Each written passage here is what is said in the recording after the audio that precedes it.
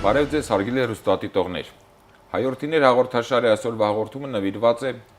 մեզ բոլորիս հին աստվածներ պարգևած ազգային պետական գործիչ եւ քաղաքագետ Լևոն Շանթին։ Մեր հաղորդման հյուրերն են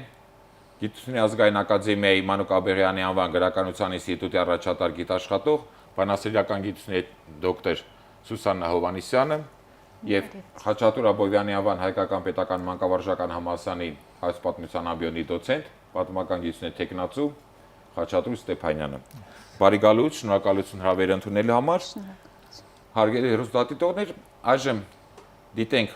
փոքրիկ ակնարկ նվիրված Լևոն Շանթի կյանքի եւ գործունեությանը եւ կշարունակենք մեր հաղորդումը։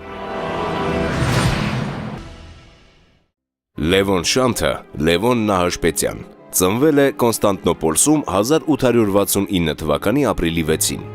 Վաղ հասակում զրկվել է ծնողներից։ Նախնական կրթությունը ստացել է Կոնստանտնոպոլսի Սկյուտարի ճեմարանում։ 1884-ից 91 թվականներին սովորել է Էջմիածնի Գևորգյան ճեմարանում։ 1892-ից 99 թվականներին Լայպցիգի, Յենայի, Մյունխենի համալսարաններում խորանալով մանկավարժության եւ հոգեբանության մեջ։ 1899-ից 1910 թվականներին դասավանդել է Թիֆլիսի Գայանյան օրիորդաց եւ Երևանի թեմական դպրոցներում։ Թիֆլիսում մասնակցել է վերնատուն գրական միավորման աշխատանքին։ Սերտ կապերի մեջ եղել Հովհաննես Թումանյանի, Ղազարոս Աղայանի, Ավետիք Իսահակյանի եւ Դերենիկ Դեմիրճյանի հետ։ Հովհաննես Թումանյանի եւ Ստեփանոս Լիսիցյանի հետ կազմել ու հրատարակել է Լուսաբեր հայոց լեզվի դասագիրքը։ 1911-ից 13 թվականներին դասավանդել է Կոնստանտնոպոլսի Կեդրոնական եւ Եսայան վարժարաններում։ 1913 թվականից ապրել է Եվրոպայում։ 1919 թվականին վերադարձել է Երևան։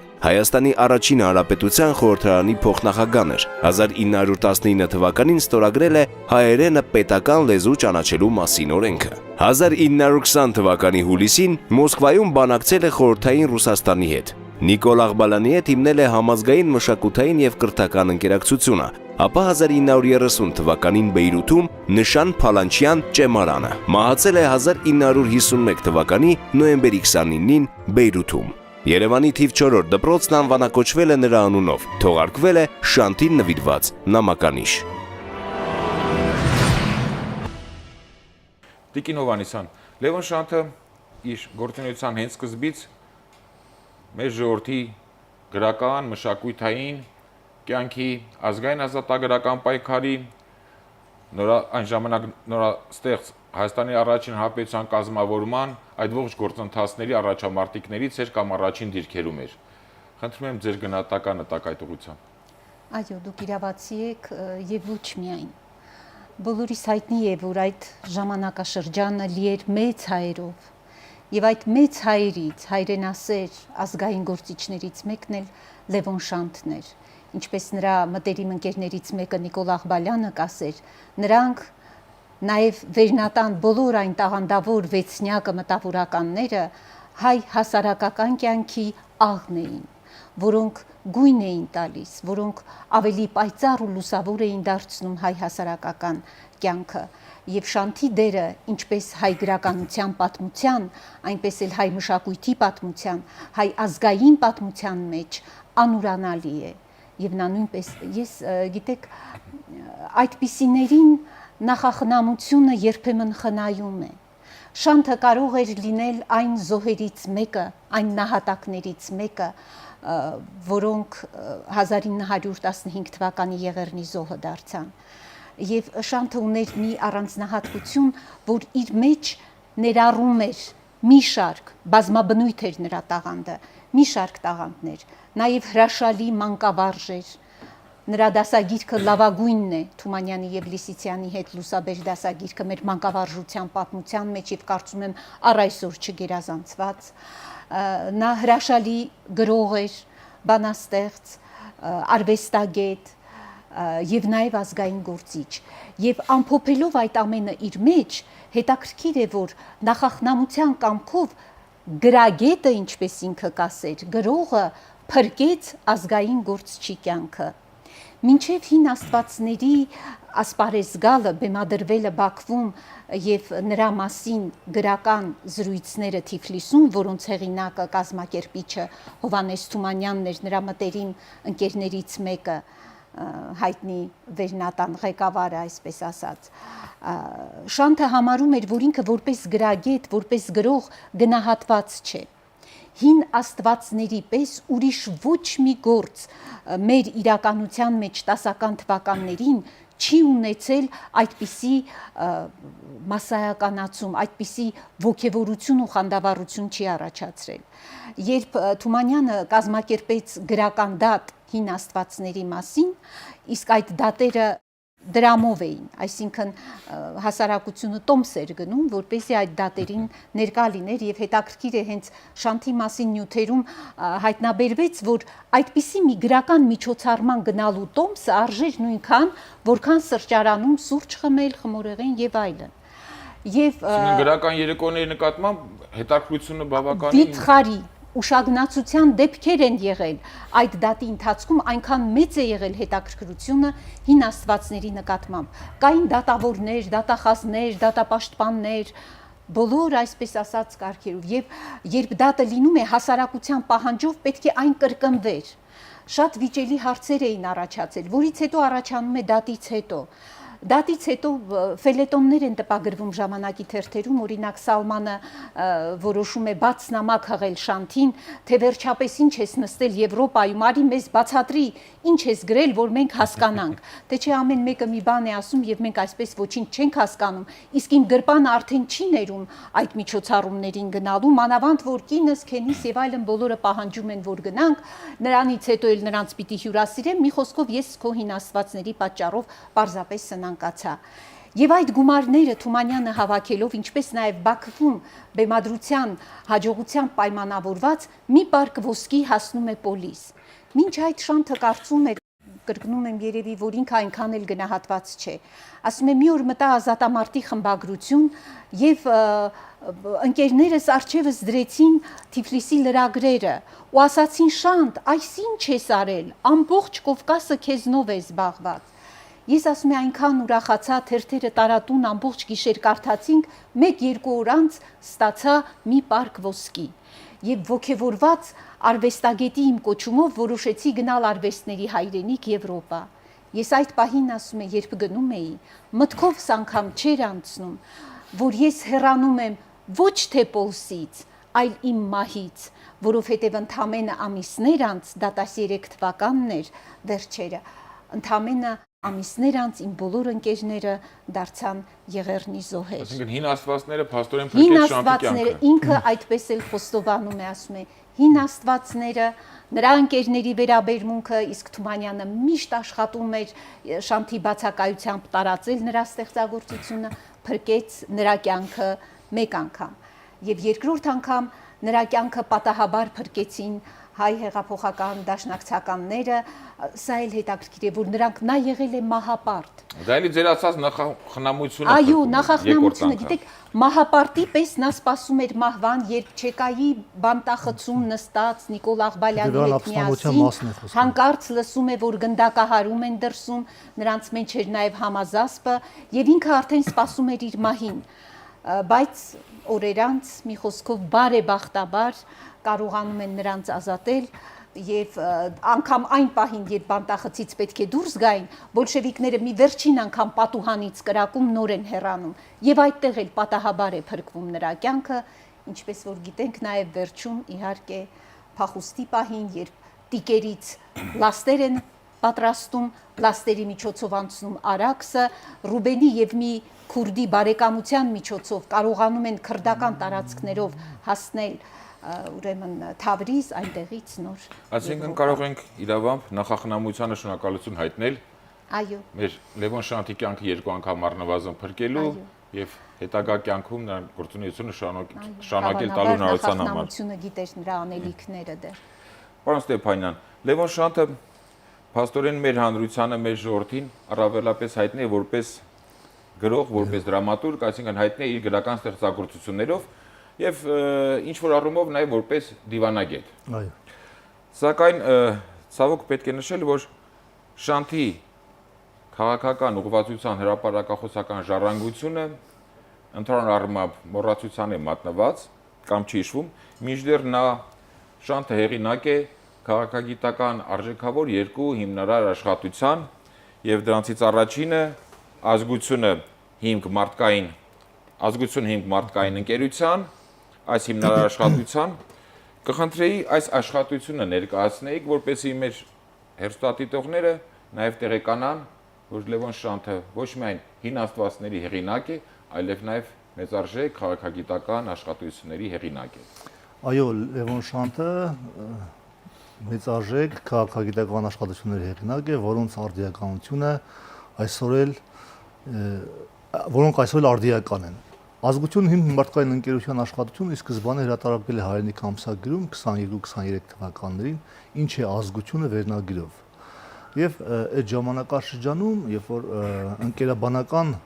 խնդիր էր առաջադրել Լևոն Շանթի առջև, որ պետք է բացատրել ազգության էությունը, որովհետև ազգության էության բացատրումով կարևոր էր անկախության գաղափարի վառ պահելը արտերկրում։ Հիշում ենք, որ Հայաստանի անկախությունը նոր էր կործանվել,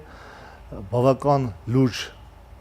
հայ զանգված էր հայտնվել Սփյուռքում, որոնց պետք էր պահպանել եւ որոնց պահպանման հիմքում պետք է ինչ-որ գաղափար դրվի եւ Լևոն Շանթը գտնում է, որ այդ լավագույն գաղափարը դա ազգ գաղափարը քննարկել եւ վերարտացելն է։ Եվ Լևոն Շանթը ներկայացնում էր յուրովի ազգի գաղափարը, փորձելով առաջադրած իր կողմից առաջադրված հարցերին տալ պատասխաններ։ Ազգությունը հավերժ է թե հավերժ չէ եւ տալով հետեւյալ պատասխանը, որ այն, որ այսօր ժողովուրդները պայքար են մղում իրենց պետությունների, կենցաղի, լեզվի, մշակույթի պահպանման համար, տալիս է մեզ ենթադրել, որ ազգը հավերժ է եւ մյուս այլ կատեգորիաները արձանցյալ են ազգին եւ ազգի հավերժության ապահովման համար շատ կարևոր անկախության գաղափարը։ Նշում է սա այս աշխատության մեջ, անկախության մասին խոսում է նաև այլ աշխատանքի մեջ, որի մասին կանդրադառնանք։ Քննարկենք այդ հարցը։ Եվ կարևորում են հանգամանքը, որ ամբողջ աշխարհը, եթե ուզում է համամարտկային հանդուրժողականության ծիրի մեջ ապրել, պարտավոր է հարգելու բոլոր ազգերի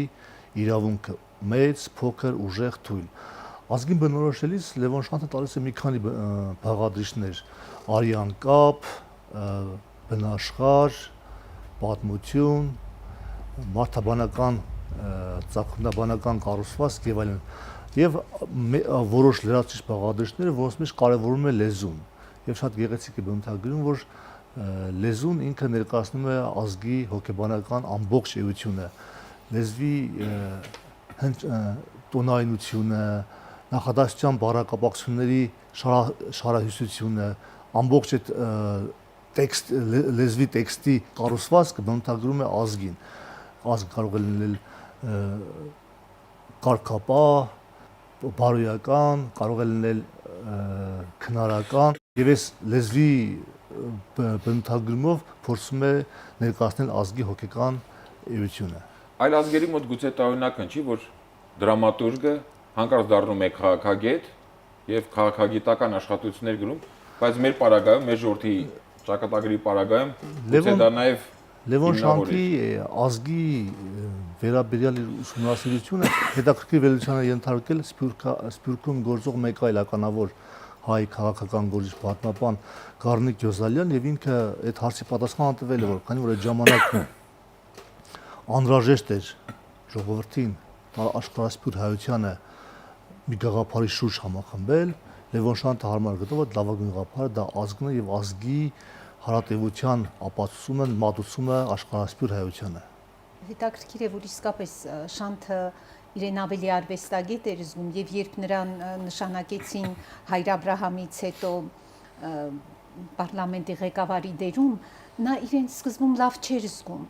Նա ասում էր, ես ստիպված էի այդ օրենքները, կարգերը ուսումնասիրել, որոնք իմ սրտին օտար էին։ Գրող էր, գրագետ մարդ էր։ Առաջին անգամ, երբ ես կանգնեցի եւ ընդունեցի շքերթը, երբ արդեն նորակազմ հայոց բանակը իմ արջևով անցավ եւ ինձ ողջույն տվեց, երբ ես տեսա մեր թնդանոթներն ու հայ զինվորին, ես հպարտությամբ լցվեցի եւ գնահատեցի այն դերը, որ ստանձնել էի այդ պահին։ Տիկին Հովհաննիսյան, շարունակենք մեր զրույցը։ Լևոն Շանթը դուք արդեն նշեցիք, որ նա հատկապես մեծ ընդունելություն եւ գնահատանքի արժանացավ Թիֆլիսում, այսինքն այսպես ասած որպես գրող Արևելյան Հայաստանում, այդ առումով Շանթը որպես գրող, թե որպես անհատ մարդ, հայ մարդ, կարողացավ լավագույնս համատեղել արևմտահայ, արևելահայ այդ հոգեկերտվածքը, արևելահայ եւ արևմտահայի հոգեկերտվածքը, լինելով արևմտահայ, արևելահայերի մեջ գուցե ավելի լավ ընդունելության արժանացավ, դրա հետ միաժամանակ նաեւ Լևոն Շանթը կարողացավ լավագույնս դրսևորել ազգայինի եւ համամարտկայինի հարաբերակցությունը։ Այդ հարցերին խնդրի անդրադառնալ։ Նախ ասեմ, մի կողմից Շանթը բախտավոր էր, որովհետև մեր ոչ բոլոր գրողները բախտ ունեին բարձրագույն կրթություն ստանալ։ Իսկ Շանթի Գերմանիան շատ բան տվեց Շանթին։ Գերմանական կրթությունը, դաստիարակությունը նրան դարձրեց փայլուն մտավորական եվրոպական իմաստով։ Բայց Շանթը եւ ծնվել Պոլսում, սովորել էր Պոլսում, բայց երբ որփացավ 7 տարի սովորեց Գևորգյան ճեմարանում։ Կարծես նա եւ ապրեց Արևելյան Հայաստանում եւ ծնվեց մեծացավ Արևմտյան Հայաստանում։ Կոմիտասի ճակատագրի Այո, եւ մի տեսակ համադրեց այդ երկուսը։ Իդեպ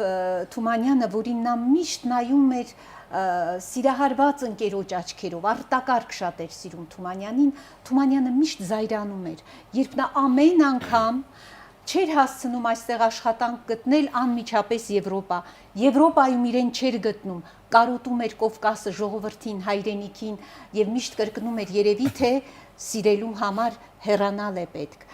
Բայց ես ուզում եմ 1-2 տող կարդալ, որով ինքը Շանթը բացատրում է, թե ինչու էր ինքը այդպես գնում ու գալիս։ Իմիջայլոց հայի հազվագյուտ տեսակ, որը կամրջում էր մեր այդ երկու հատվածները եւ հետաքրքիր է, որ գաղտնիք չէ, որ այն ժամանակ որոշ չափով արևմտահայերը չէին ընդունում արևելահայ մշակույթը, այս հակադրությունը կար, իսկ Շանթը կարողացավ համադրել դրանք, կամրջել, այս իմաստով հայ էր բառի զուտ, իսկական եզակի օրինակներից էր։ Եզակի օրինակներից էր, տեսեք, ինչու էր նա գալիս, ասում է, ինչուն ես ինքս ալ չգիտեմ։ Միայն սաստիկ կարոտեր եմ մեր օդը, մեր կյանքը, մեր շրջանը, հոս ես մարդ մնեմ, միայն Եվրոպայում նկատի ունի, թիվմը, հոտ ես ուժ մնեմ, գործոնմը, հոս ես օտար մնեմ, օտարմը, ինչքան ալ որ ապրեմ, հոտ ես տանս եմ, տունմը, որ չունիմ, բայց իմս է, այսինքն հոս, այսինքն Արևելյան Հայաստանում, նա ավելի էր իր տանը զգում, որովհետև գիտենք, որ Պոլիսը ինչ էլ որ լինի միևնույն է, մեր տունը չէր, նույնիսկ Արևմտյան Հայաստանը չէր։ Եվ այս իմաստով իհարկե Շանթը նա նաև եւ իսկապես համամարտկայինը, որովհետև եւ կրթությամբ, եւ լայնախոհ իր հայացքով, եւ ամեն ինչով նա համամարտկայինը ազգայինին կարողացավ ձուլել, թե գեղարվեստական ստեղծագործության մեջ եւ թե որպես քաղաքագետ, հետաքրքիր է, որ օրինակ որպես քաղաքագետ նա ուշադրություն չէր, նա շատ շուտ հասկացավ, շատ խելացի էր, բնազդով էր զգում, ճիշտ է, ինքն էլ է նկատում, երբ մեր առաջին հանրապետության մեջ ուսուցիչներ, բժիշկներ, չկային պրոֆեսիոնալներ, բայց շատ շուտ նա ընկալեց, թե ինչ է նշանակում քաղաքագիտություն, դիվանագիտություն, որովհետև ասում է, այո, այդ մեծ տերությունների սեղանների շուրջը մենք փոքրերս շատ քիչ բան կարող ենք անել եւ չպետք է հույս դնենք, բայց մյուս կողմից ասում էր, հույս դնելով ինքներս մեզ վրա չպետք է արհամարենք այդ սեղանները, այսինքն էլի ոսկե միջինին էր հանգում, այսինքն մտածում էր օբյեկտիվ էր գնահատում, այո, լրիվ օբյեկտիվ էր գնահատում, որ ոչ պետք է արհամար, թեև գրողը կար նրա մեջ, գիտեք, երբ Մոսկվա էր գնացել եւ խնդիր է առաջանում թուրքերի բանակցությունները թուրքերի հետ հանդիպելու, ասում է ոչ, Ես իմ ազգի դարավոր թշնամու հետ չեմ Դա հանդիպել։ արդեն դիվանագետի Դա արդեն դիվանագետի պահված պահված չէր։ Բայց ես չեմ խորանում, որովհետև պատմաբանկային ինձ իրավունք չեմ վերապահում, այնուամենայնիվ մնացած հարցերում Մոսկվայում նա իրեն դիվանագետի պես էր պահում իմ կարծիքով։ Ռուսերեն լավ գիտեր Լևոն Շանթը։ Ոչ, գիտեք Շանթը հետ էր ասում, Բա Ղարախանն Մոսկվայում ոնց էր բանակցելու։ Ղարախանը ռուսների երբ նա հետ։ գնում էր Թումանյանին հանդիպեց գնալուց առաջ Մոսկվայում, Թումանյան ասեց. «Այ Շանթ, քո ինչ բանն է գնում ես Մոսկվա, ռուսներին չես սիրում 1, ռուսերեն չգիտես 2»։ Ոնց էր նրանց հետ բանակցելու։ Որ ինչ անես։ Պարոն Ստեփանյան, ներկայացրեցիք արդեն ազգությունը հիմք մարդկային ընկերության, կխնդրեի անդրադառնաք մեր անկախությունը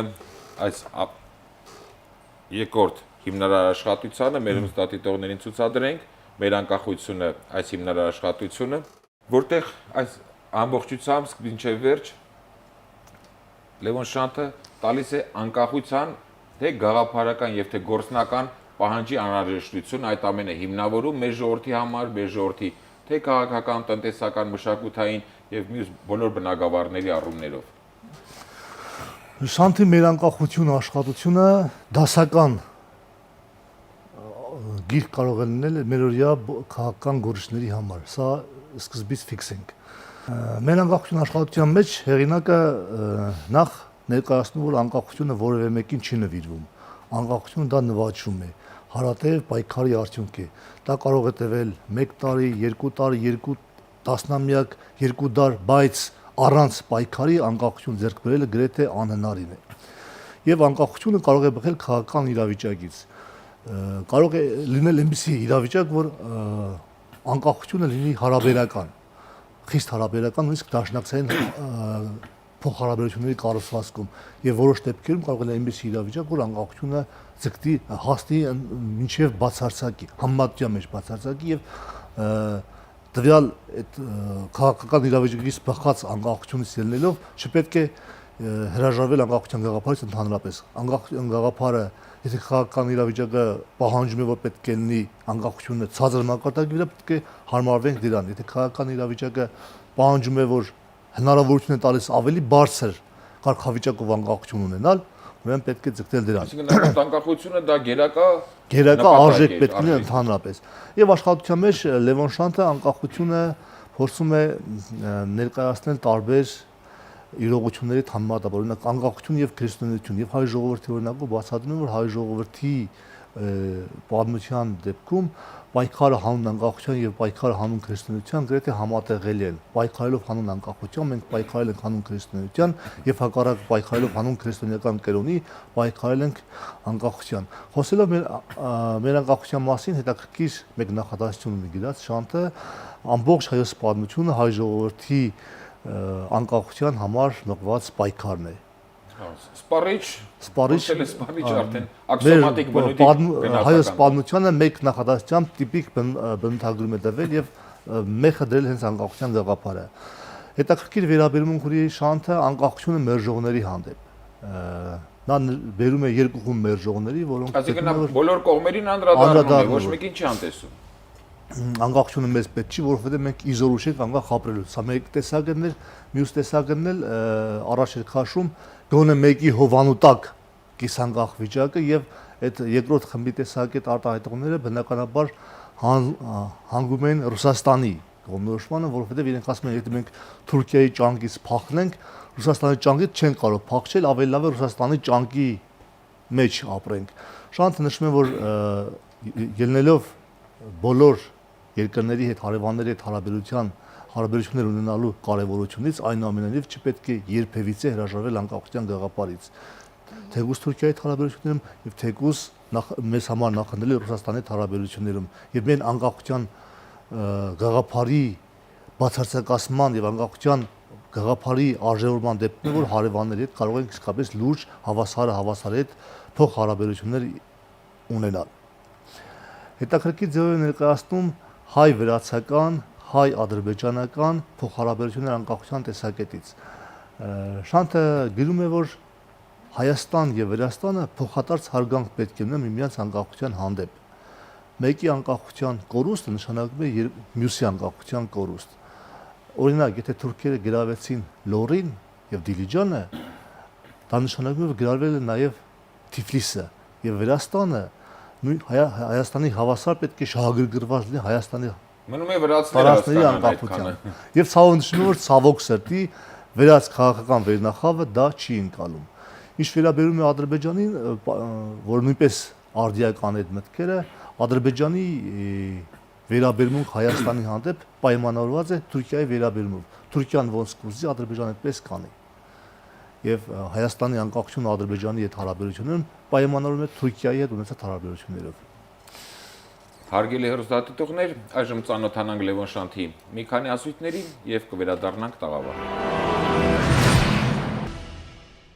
Ժողովուրդը ուրիշ ժողովուրդներեն զատողն ու առանձնացնողը իր ազգությունն է, իսկ ժողովրդի մի մասերն ու անհատները իրար ու կապողը իր ազգային գործերը։ Ազգը բնության ստեղծած բարձրագույն օրգանիզմն է մինչև հիմա։ Ազգը պահողը, ազգը շարունակողը, ազգային ոգին, ազգային գծերը, ազգային քաղաքակրթությունը, ըլա ժառանգությամբ թե կրթությամբ նոր սերունդներում փոխանցողը ընտանիքն է գլխավորապես։ Ան է, որ կդնե ազգային դրոշմը անհատին վրա ամենեն ավելի։ Եվ ճիշտ ատոր համար է, որ ընտանիքն է գլխավոր հենարանը ամեն ազգության։ Եթե գրավեցին ընտանիքը, մեռավ ազգությունը։ Այսօր մեջն է խառնամուսնություններու վճռական դերը ազգերու կյանքին ու մահվան վրա։ Մասնավորապես ճակատագրական են խառնազգի ամուսնությունները, թույլ ու փոքր եւ հպատակ ազգերու համար։ Հայ մտավորականությունը միշտ դնե պիտի իր ծրագրին գլուխը հայու անկախության պահանջը։ Ով իր սրտին խորքը վերջնականապես չէ հրաժարած, եւ իր հայրենիքեն, եւ իր ազգային գոյութենեն ու ինքնութենեն, եւ հայութենեն պետք է պարզ ու հստակ կերպով ըմբռնե, թե օգուտ չկա մեզի ուրիշներեն, հանգիստ ալ չկա մեզի ուրիշներեն։ Եթե ազգովին ապրիլ, տևել ու զարգանալ կուզենք, միակ ելքը անկախությունն է, ուրիշ ճամփա չկա։ Անկախության մասին խոսելիս Հայաստանի եւ ընդհանրապես ժողովուրդների անկախության մասին խոսելիս Շանթի մեջ դրսևորվում է ոչ միայն լավագույն հայի, այլ քաջարի մեծ մարդու նվիրյալի բնավորությունը։ Անկախությունը նրա համար սրբություն է, այսինքն մի բան, որի համար ժողովուրդը, բոլոր ժողովուրդները պարտավոր են պայքարել։ Հակառակ դեպքում անկախ իրենց քաղաքական իրավիճակից, նրանք պարզապես գոյության արժանի չեն։ Ես կուզենայի 1-2 տող Շանթից կարդալ, ասում է հայ ժողովուրդը իր 27 դարերու գոյության ընթացքին իր կյանքին կեսը հպատակ է ապրած։ Կռիվ է մղեր աշխարհիս ամենեն հզոր բռնապետություններուն դեմ հասնելու համար կամ պահելու համար իր անկախությունը։ Այո, կրնա պատահիլ, կռվի մեջ նետվողը եւ կվիրավորվի եւ կրնա մեռնել,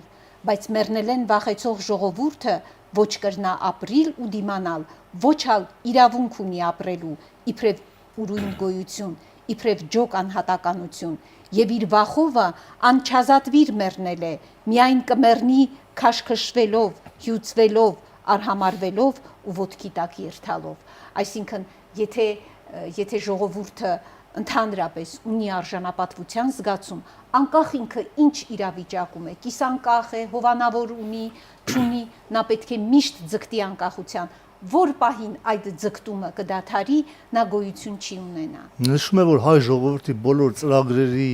երազանքների հիմքում պետք է լինի ձգտումը դեպի անկախություն։ Երբ որ մենք դադարում ենք անկախության ձգտելուց, ուրեմն դադարում ենք երազանքներ, նպատակներ հետապնդելուց։ Եվ դա պետք է իրականացվի հիմնականում հողի, ներուժի, մտավորականության, բնակչության թվի կենտրոնացումը։ Կարևորը սեփական ուժերի վրա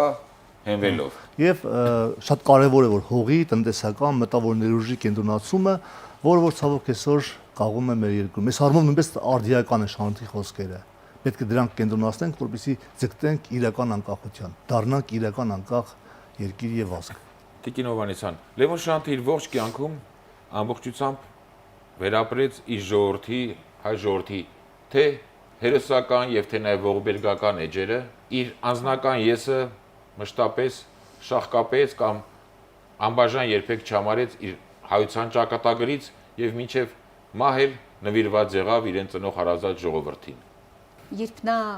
իսպար կտրվեց, ես պատկերացնում եմ ինչ ողբերգություն էր, երբ նա 1-2 տարի անգամ չէր կարողանում դիմանալ առանց Արևելյան Հայաստանի, առանց Կովկասի, առանց հարազատ գրական արվեստի եւ միջավայրի, եւ նա ստիպված եղավ ամբողջ կյանքը ապրել։ Եվ 26 թվականին նա հանդիպեց Նիկոլ Աղբալյանին, գտավ իր վերնականին, չէ՞ որ վերնատունը նույնպես իր դերն է խաղացել, այդ մի չտեսնված հետաքրքիր երևույթ էր մեր մշակույթի պատմության մեջ, մեր մեծերի այդ համախմբումը, եւ երկու վերնական իրար գտան արտասահմանում եւ համազգայինը հիմնեցին, գիտենք, եւ Շանթը իրեն ամբողջությամբ տվեց մանկավարժական գործունեությանը եւ աշխատեց այն ամենը, ինչ կար իր մեջ, հայրենասերի, հայի այն լավ տեսակի, որը ճիշտ է հազվադեպ չէ, բայց այնուամենայնիվ տալ նոր մատաղ սերնդին, ու թեև երկար ապրեց, մինչև 81, թե 82 տարի 51-ին է կարծեմ վախճանվել, նա ապագա սերնդին կոչ արեց, նրա պատգամը վերջանում էր ոչ մեզնով է սկսվել, ոչ մեզնով պիտի վերջանա, այսինքն դուք պիտի մեզ փոխարինեք, ասում է, ով ջարդված է, բնականաբար կքաշվի մեջտեղեն, ով հոգնած է, կնստի, բայց ատով ոչինչ չի փոխվի, եւ քաշվողներուն տեղը կուգան նորերը, մեկ նստողին տեղը ոտքի կելնեն ուրիշները, եւ եթե այսօր մենք բոլոր սալ քաշվինք ասպարեզեն, վաղը հրապարակ կուգա նոր սերունդը, հին դրոշակը բարձր պահած իր ձեռքին, որովհետև անիկա ապրիլ պիտի ուզե իր ազգային կյանքովը, ոչ մեզմով է սկսված եւ ոչ մեզմով կվերջանա, եւ Շանթը իհարկե կողջուներ այս բազում տարիների հերվից, կեսդարյա մի քիչ ավել հերվից, նոր սերնդին, որը պարզեց իսկապես անկախության դրոշակը, եւ ես պատկերացնում եմ այն երջանկությունը, ինչպիսին կլինի Շանթի երջանկությունը, եթե նա մեր տեսներ անկախ Հայաստան, երբ որ ինքը լինելով որբ, ողբի ու որբի հայրենիքում էր ստանձնել դերակատարություն, ապա որքան կուրախանար այսօր այլ գույներով տեսնելու, եւ իր պայծառ գույները կտար նաեւ մեր ժամանակին, որին ինքը մեծ նշանակություն էր տալիս։ Հարգելի հեռուստադիտողներ, այժմ ծանոթանանք Լևոն Շանթի մասին որոշ կարծիքների։ Մարդեր կան սակայն, որոնց գործը կարելի չէ բաժանել իրենց անձեն։ Շանթը այս խումբին կպատկանի։ Իր գլուխգործոցը ոչ հին աստվածներն է, ոչ ալ կայսրը, այլ իր իսկ անձնավորությունը, որ քար առ քար բարձրացած, ամբողջացած եւ գեղեցկացած ստեղծում մը կներկայացներ։ Իր հոգին պես Լևոն Շանթի գրականությունն ալ հարատև վերելք մը եղավ։ Աստիճանական վերելքի այս ճամփուն վրա, որքան իր անձը կատարելագործեցավ իբր մարդ, նույնքան իր գրականությունը հարստացավ իբրև արժեք։ Մուշեղ իշխան, գրող, բանաստեղծ։ Ինչպես իր բոլոր երկերը, անկախ նրանց բովանդակությունից ու խորությունից, գրված են միշտ խնամքով ու ճաշակով, եւ ոչի մեջ ոչ մի պոռոտ բան, այդպես էլ ինքը հագնվում էր խնամքով, ճաշակով, բայց անձը ցուցադրելու ոչ մի նշան, միշտ պարկեշտ ու միշտ զվարթ։ Անկամ այն ժամանակ, երբ հին աստվածները դղրդում էր մեր քաղաքներում եւ արվեստի տոն էր տոնում, հեղինակ Շանթը չէր երևում մեջտեղ։ Ստեփան Զորյան, գրող։